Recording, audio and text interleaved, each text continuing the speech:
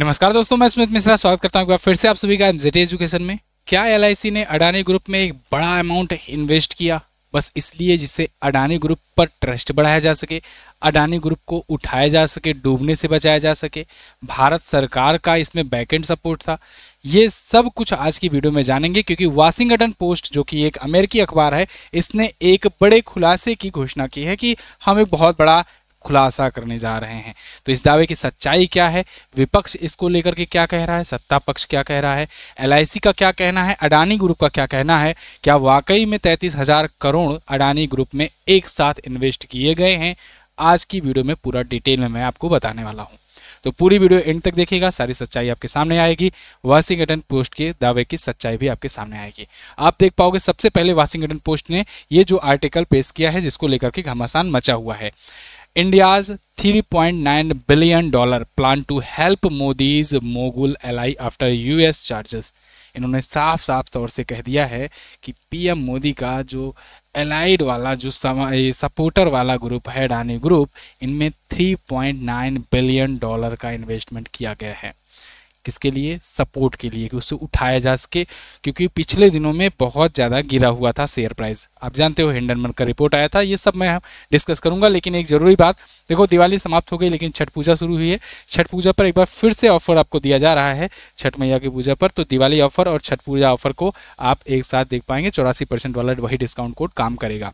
इसके तहत आपको 84% का डिस्काउंट के साथ हमारे जीएस सफलता 4.0 बैच और संकल्प बैच पर आपको हैवी डिस्काउंट मिल ही रहा है। साथ के साथ और भी जो सब्जेक्ट वाइज कोर्सेज हैं या टारगेटेड एग्जाम बैच हैं, इस पर भी आपको डिस्काउंट मिल रहा है। आप जाकर के मात्र 199 पे करके इन सब चीज़ों को ले सकते हो। इसके अलावा हमारी जो ई बुक्स आती हैं, मंथली मैगजीन हो, 6 मंथ की हो, ईयरली हो, या फिर साइंस की ई बुक हो, मूल विधि की ई बुक हो, या फिर स्टैटिक जीके की हो, सब की प्राइजेस बहुत ज़्यादा डाउन हुई हैं। ये प्राइस रेट है, नाम मात्र की फीस देकर के आप ये ई बुक प्राप्त कर सकते हो और अपनी तैयारी बेहतरीन कर सकते हो अगर आप किसी भी गवर्नमेंट एग्जाम की तैयारी कर रहे हो। ये सब चीज़ें मिलेगी कहाँ पर आपको? ये सारी चीज़ें आपको मिलने वाली हैं एमजेटी ऐप पर। एमजेटी ऐप आप गूगल प्ले स्टोर से डाउनलोड कर सकते हो या फिर लिंक डिस्क्रिप्शन में आपको मिल जाएगा, वहाँ से भी डाउनलोड कर सकते हो। किसी भी सहायता के लिए, किसी भी सपोर्ट के लिए इस नंबर पर आप व्हाट्सएप करेंगे तो आपकी पूरी हेल्प कर दी जाएगी। ठीक है जी, टॉपिक पर वापस आते हैं। आप देखिएगा पिछले एक महीनों में अगर थोड़ा सा नज़र डालें अडानी इंटरप्राइजेज के शेयर प्राइजेस की, तो पिछले एक महीनों में बहुत उतार चढ़ाव देखने को मिला। अब यहाँ पर तो जो रिपोर्ट आई है उसका नतीजा कल मंडे को देखने को मिलेगा शेयर मार्केट में कि किस तरीके से फिर से गिरना शुरू होगा अडानी शेयर इंटरप्राइजेस। क्योंकि एक टाइम पर ऐसे हिंडनबर्ग ने किया था, हिंडनबर्ग ने खूब मजा चखा और वो आखिरकार, हालांकि होता है ना कि बाद में सच्चाई जब बाहर आती है तो आपको अच्छे से लताड़ भी लगती है, लेकिन कमाने वाले उसी बीच में कमा जाते हैं। तो हिंडनबर्ग कंपनी तो बंद हो गई, लेकिन उसके बीच में उसने बड़े कारनामे कर दिए थे और बड़ा डेंट पहुंचाया था अडानी ग्रुप को। खैर, अभी जो ये वाशिंगटन पोस्ट ने एलिगेशन लगाया हुआ है अडानी ग्रुप पर और मोदी गवर्नमेंट पर, वो ये है कि यहाँ पर $3.9 बिलियन यानी 33,000 करोड़ रुपए निवेश किया गया है। अमेरिकी रिपोर्ट, मीडिया रिपोर्ट ने कहा है ये निवेश किया गया मई 2025 में, और कांग्रेस पार्टी का इसको लेकर के ये कहना है कि ग्राहकों की मेहनत की कमाई है ये, इसका गलत इस्तेमाल किया जा रहा है। कांग्रेस ने साथ ही साथ में संसद की पब्लिक अकाउंट कमेटी जो होती है ना, पीएसी, इसके थ्रू अडानी ग्रुप की जांच करवाने या इस इन्वेस्टमेंट की जांच करवाने की मांग की हुई है गवर्नमेंट से कि इससे पीएसी से जांच कराई जाए। वाशिंगटन पोस्ट ने दावा किया है कि एलआईसी में जो ये इन्वेस्टमेंट किया गया ना, इसमें वित्त मंत्रालय का भी योगदान था, नीति आयोग का भी योगदान था। इन दोनों ने मिल करके बैकएंड से सजेस्ट किया और मई 2025 के आंतरिक दस्तावेजों का हवाला देते हुए इसने कहा कि कुछ ऐसे इंटरनल डॉक्यूमेंट्स हमारे पास लीक के रूप में आए हुए हैं जिससे ये पता लगा है कि भारतीय अधिकारी शामिल थे और इसमें अडानी ग्रुप की कंपनियां जैसे Adani green energy, Ambuja cement, इन सब में सरकारी स्वामित्व वाली जो भारतीय जीवन बीमा कंपनी है एलआईसी, जिसमें इतना बड़ा स्टेक भारतीय गवर्नमेंट का है, भारतीय सरकार का है, इससे $3.9 बिलियन का इन्वेस्टमेंट कराया गया। और ये क्यों कराया गया? इसके अनुसार ये कराया गया ताकि अडानी ग्रुप के अधिकारियों पर लगे अमेरिकी धोखाधड़ी और रिश्वतखोरी के आरोपों के बीच भरोसा बढ़ाया जा सके। मतलब लोगों का ये ट्रस्ट आ सके एलआईसी उस पर, अडानी ग्रुप पर और अडानी ग्रुप के अधिकारियों पर, जिसको लेकर के अडानी ग्रुप डूबे ना और उस पर ट्रस्ट बना रहे कि भाई एलआईसी इसमें इन्वेस्ट कर रहा है तो इसलिए हमको भी इन्वेस्टमेंट करना चाहिए और वो अडानी ग्रुप बचा रहे। ये एलिगेशन है वाशिंगटन पोस्ट का।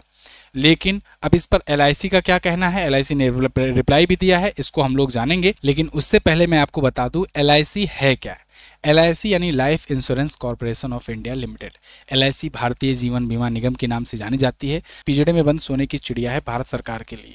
भारत सरकार को जब भी कोई नीड होती है ना, तो भारत इससे थोड़ा सा ले लेता है पैसा और उसके बाद अपना काम सरकार लेता है। ये आज से नहीं हो रहा है, ये 60-70 साल से हो रहा है। मतलब जब से LIC स्थापना हुई 1956 में, मुंबई में इसका हेडक्वार्टर है, तब से ये ले करके, क्योंकि 1956 में इसमें बहुत सारी लगभग 250 ऐसी इंश्योरेंस कंपनियों को मर्ज करके एक ये LIC का गठन किया गया था।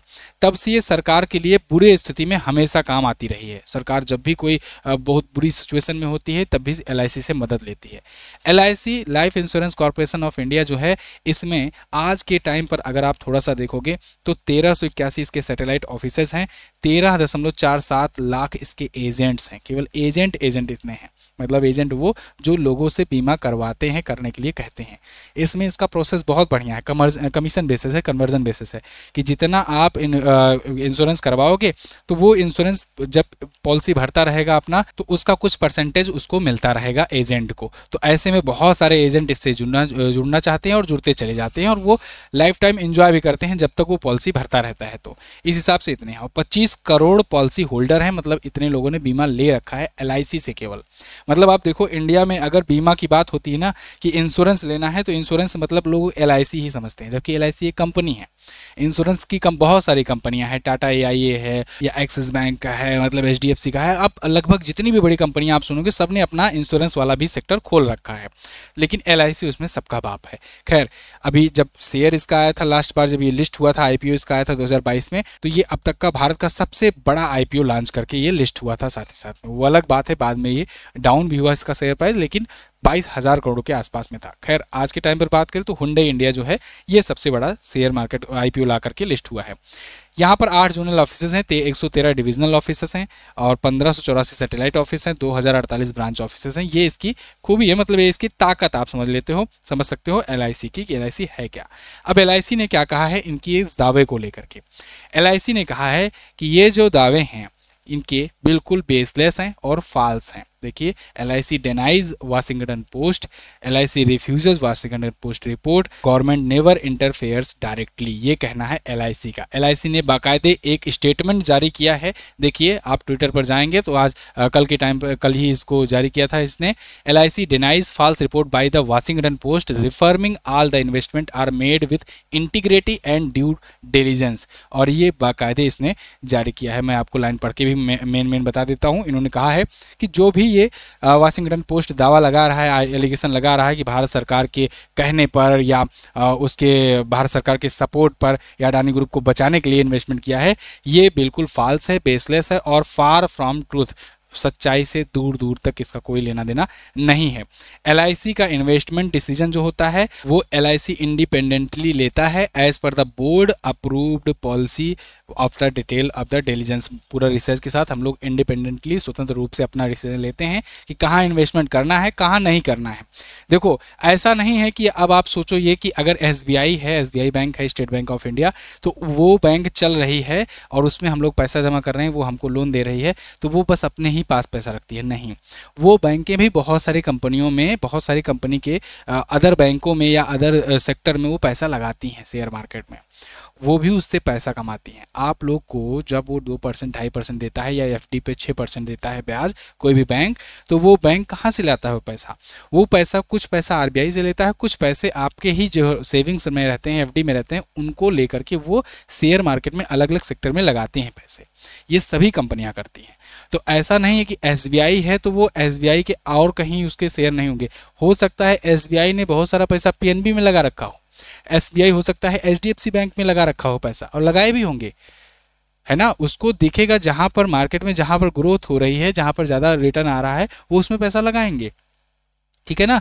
तो इसको लेकर के ये नहीं सोचना चाहिए कि LIC अगर है तो LIC अपना पैसा खुद ही रखे रहेगा। नहीं, LIC भी शेयर मार्केट में अलग अलग कंपनियों में, अलग अलग सेक्टर में पैसा लगाएगा। रिलायंस इंडस्ट्रीज में भी लगा सकता है, अडानी ग्रुप में भी लगा सकता है, या किसी बैंक के शेयर प्राइस का खरीद सकता है, इसका स्टेक खरीद सकता है, ऐसे तमाम तरीके के, कुछ देशों का बॉन्ड खरीद सकता है। तो ये भी अपना पैसा इन्वेस्ट करते हैं जो पब्लिक जमा करती है पॉलिसी। क्योंकि वो अगर ग्रोथ नहीं करेंगे, पैसे को बढ़ाएंगे नहीं, तो फिर पब्लिक में, क्योंकि जो इतना बड़ी बड़ी पॉलिसी देते हैं तो उनको रिटर्न कैसे करेंगे, पॉलिसी जब क्लेम करेंगे लोग तो उनको कहाँ से पैसा लौटाएंगे। खैर, तो ये होता है स्ट्रक्चर, ये मैं आपको बताना चाहता हूँ। तो इसका मतलब कि ये भी इन्वेस्टमेंट करते हैं, ठीक है।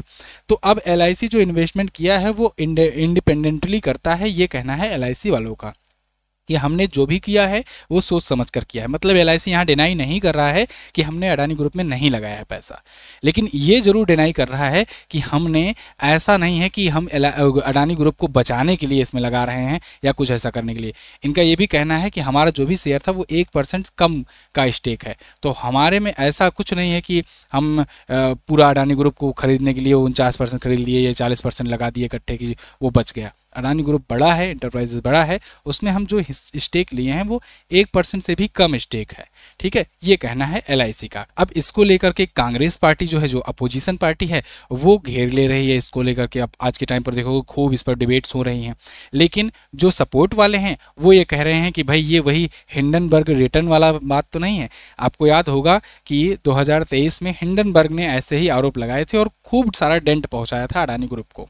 अडानी ग्रुप पर हिंडनबर्ग ने 5 बड़े आरोप लगाए थे कि अडानी ग्रुप की कंपनियों ने उनके शेयर की कीमत को मैनिपुलेट किया है, मनी लॉन्ड्रिंग और अकाउंटिंग फ्रॉड किया है, 8 साल के दौरान 5 CFO बदले हैं, ग्रुप की 7 कंपनियों के शेयर की कीमत 85% तक ज़्यादा यानी स्क्वायर रॉकेट वैल्यूएशन लाया गया है। अडानी ग्रुप पर 2.220 लाख करोड़ का कर्ज है और ये उसकी कंपनियों की हैसियत से बहुत ज़्यादा है।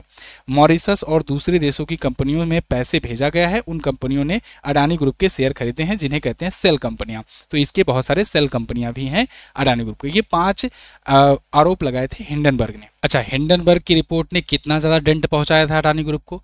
अडानी ग्रुप को 82 बिलियन डॉलर का यानी 7 लाख करोड़ का नुकसान पहुंचाया था इस रिपोर्ट ने। आप देखोगे, अगर पिछले 5 साल का अडानी ग्रुप का निकाल करके देखोगे, गूगल पर सर्च करोगे तो आपको देखने को मिलेगा यहाँ पर बहुत तेज़ी से, बहुत ही शार्पली शेयर गिरा था, धड़ाक से गिरा था। मतलब आप समझो कि ये शेयर प्राइस 4000 के आसपास चल रहा था और 4000 से सीधे सीधे 1300 रुपये प्रति शेयर पर आ गया था हिंडनबर्ग रिपोर्ट आने के बाद। और उसके बाद देश में भी हाहाकार मच गया था, बहुत सारे करोड़ों लोगों का इसमें इन्वेस्टमेंट है, तो वो सब भी पैसा और निकालना शुरू किए तो और ज़्यादा गिरना शुरू हो गया था। हालांकि फिर उस पर सर्च वगैरह हुई, उस पर बहुत सारी चीज़ें हुई, इनका भी रिप्लाई आया, केस चला कोर्ट में, बहुत सारी चीज़ें हुई, फिर धीरे धीरे आते आते फिर क्लीन चिट भी मिले। द हिंदू का आर्टिकल आपके सामने है सितंबर 22, 2025 का, कि सेबी ने क्लीन चिट दे दिया अडानी ग्रुप को इन द हिंडनबर्ग केस। तो हिंडनबर्ग केस में इनको क्लीन चिट मिली। लेकिन हिंडनबर्ग का क्या हुआ? हिंडनबर्ग एक शॉर्ट सेलिंग कंपनी थी, उसका काम ही यही है कि वो शेयर में वो लोन लेकर के, उधार लेकर के और रख लेती है शेयर, उसके बाद फिर शेयर प्राइसेस गिरा देती है, फिर उधार वो लौटा देती है। तो इसे शॉर्ट सेलिंग कहते हैं। इस पर मैंने आपको वीडियो भी दी थी उस टाइम पर भी। इसको आप एक ऐसे एग्जाम्पल से समझो कि जैसे मान लो आप किसी से चीनी लेते हो, 10 किलो चीनी। वर्तमान में चीनी का दाम मान लो चल रहा है 40 रुपये का, तो 10 किलो चीनी लेते हो तो वो 400 रुपये का पड़ा। वो उधार लेते हो किसी से कि कहोगे कि भाई हमको ये 10 किलो चीनी दे दो, हम बाद में लौटाएंगे आपको। ठीक है, उसने 400 रुपये के मूल्य वाली 10 किलो चीनी आपको दे दी क्योंकि 40 रुपये का भाव चल रहा था। तो आपने 10 किलो चीनी ले ली, फिर आपने कुछ ऐसा तिकड़म लगाया, कुछ ऐसा समय का इंतजार किया कि वो चीनी का भाव गिर करके 10 रुपये पर आ गया। अब वही चीनी जो 40 रुपये किलो बिक रही थी वो 10 रुपये किलो बिकने लगी। अब आप मौका ढूंढ करके कहोगे ठीक है, आपसे हम 10 किलो चीनी लिए थे, हम लौटाने का मन है हमारा, अब हम लौटाएंगे। तो 10 किलो चीनी लिए थे, अब आप 10 के भाव से 10 किलो चीनी खरीद करके उनको लौटा दोगे, तो 10 दामा हो जाएगा 100। तो आपने जब लिया था तब तो 400 का भाव चल रहा था और जब आपने दिया तब वो केवल 100 रुपया देना पड़ा, मतलब 300 रुपये का मोटा मोटा आप पैसा बचा ले गए। तो ये होता है शॉर्ट सेलिंग शेयर मार्केट में। जब आप हाई वैल्यूएशन पर रहती है तो शेयर उधार ले लेते हो और उसके बाद वैल्यूएशन गिरा करके आप शेयर उधार जो लिए रहते हो उसको वापस कर देते हो। तो ऐसा ही काम करता था हिंडनबर्ग। अब हिंडनबर्ग ने ऐसे सिचुएशन में खूब पैसे बनाए, लेकिन फिर क्या हुआ, जब रिपोर्ट्स वगैरह आई, खुलासा हुआ, उस पर बहुत सारी चीज़ें हुई और मतलब एक प्रकार से एक्सपोज हो गया, उस पर भी बहुत सारे केसेस लगे।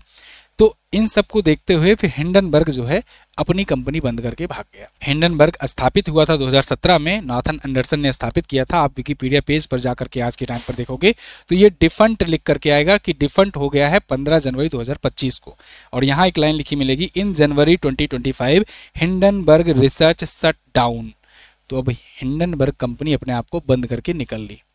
ठीक है, अब ये किसी दूसरे नाम से कंपनी खोल करके दूसरी जगह कारनामे करेंगे। खैर, हिंडनबर्ग तो हो गई बंद, और फिर आके सितंबर आते आते यहाँ पर क्लीन चिट भी मिल गई अडानी ग्रुप को। लेकिन इसी बीच हो गया बहुत ज़्यादा खेला।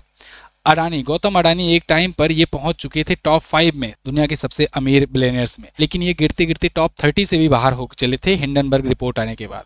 तो अब कुछ लोग का ये भी कहना है कि कहीं ऐसा दोबारा डेंट पहुंचाने का काम तो नहीं है, क्योंकि देखो वाशिंगटन पोस्ट जो है ये अमेरिकी, अगेन हिंडनबर्ग कंपनी भी अमेरिकी थी, और ये लोग उस टाइम पर खूब शॉर्ट सेलिंग करके पैसे बनाए थे। अब वाशिंगटन पोस्ट फिर से खुलासे कर रहा है। भाई इनको चुल क्यों मची है भारत में ही खुलासे करने की? ये एक अमेरिका के भी बहुत सारे बिलियनियर हैं, चाइना के भी बहुत सारे हैं, उनका खुलासा क्यों नहीं करते हैं? उन पर क्यों नहीं रिपोर्ट निकालते हैं? ये भारत में ही ऐसा क्यों खुलासा कर रहे हैं इतना बार बार?